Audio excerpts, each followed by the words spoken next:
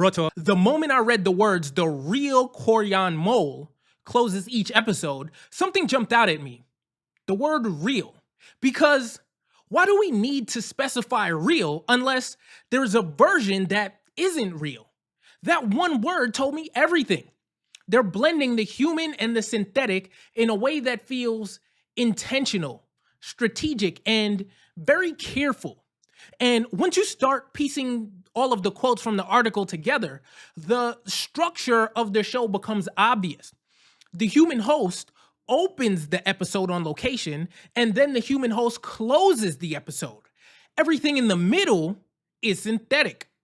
AI created historical scenes.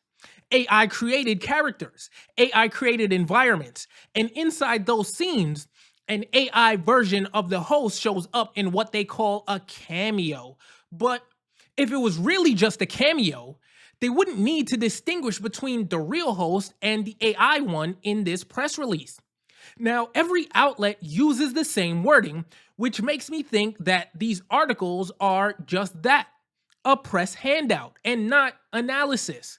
Because let's be honest, if this show was on YouTube, it would easily be dismissed as AI slop. And then you get the quote from the producer saying, this is their first series where AI is majorly deployed on screen. That sentence, that one sentence, is the honest part of this entire announcement. The rest is just softening the blow. Now, before anyone thinks this is some quirky experiment, it's not.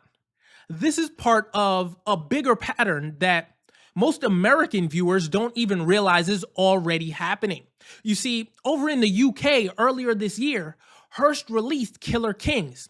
It's a documentary series promoted as a fully AI-generated imagery. Channel 4 ran a documentary hosted entirely by an AI presenter.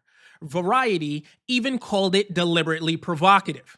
And at the International Documentary Film Festival, filmmaker Susana de Souza Diaz warned that AI could shake the entire regime of truth. And that stuck with me because we're already dealing with deepfake fatigue.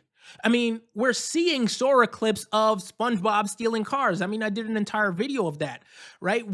Just this week, within the past week or two, I should say, I've been seeing a lot of AI recreations or just generations in general of courtroom footage of people saying outlandish things, right? Watermarks are starting to be stripped from these videos. And then, of course, there are companies that aren't requiring them at all. So the problem there is that we could hit a point to where viewers stop believing anything they see. And I'm sure you're already getting to that point because I know that I am. Like anything I see online, I have to take a second and say, okay, wait a minute, is this real? That's dangerous, right? And that becomes a real problem for documentaries because once archival footage becomes easy to fake, history becomes easy to rewrite. For me, the moment all of this stopped feeling like experimentation and started feeling like a genuine shift was the Tilly Norwood rollout. You know, it was the agencies fighting over her.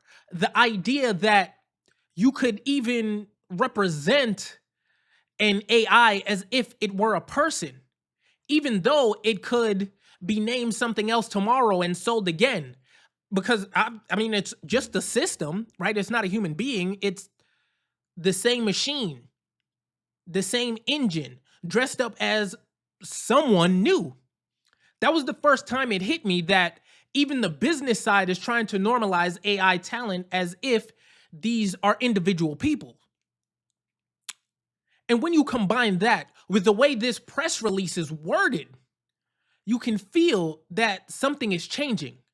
Not all at once, not with one big announcement, but gradually, quietly. You know, that frog in a boiling pot style where the temperature rises and you don't notice until it's already too late. And now look, on a corporate level, it makes sense. Studios are trying to cut costs. They're publicly traded and they want higher margins, higher bonuses, and happier shareholders. Now, if they can get the same visual output while paying actors half as much because now the shoot only requires them for the intro and the outro of the show, that is what they'll do. There's no conspiracy here. It's money.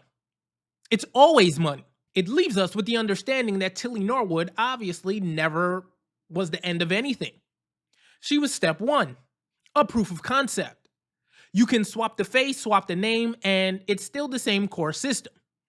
And now this History Channel project is step two, a human bookend wrapped around a synthetic middle.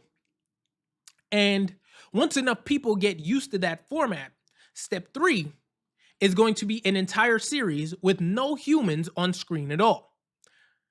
Let me be clear. This is not a panic video. I'm not here to say burn AI to the ground. I'm saying be aware and be prepared because this technology can unlock incredible things if we allow it to. I mean, especially for sci-fi, right? Those genres, sci-fi specifically, are so expensive to make. The effects, the environments, the creatures, the worlds. And if we want that kind of storytelling to survive, something has to give. The cost cannot keep rising forever. We cannot complain that sci-fi looks cheap while also refusing any tool that could make it affordable again. This has to be a case-by-case situation, not wholesale rejection of everything AI touches. If we demonize AI every time we hear the word, studios will just sneak it in anyway, and we'll be watching synthetic scenes without even knowing it. So this isn't the end of television, but it is the beginning of something the industry has never seen before. And the only question now is how fast audiences adapt or reject it. Because we're not avoiding this future. We can only decide how to engage with it. Because it requires awareness without panic, curiosity without naivety.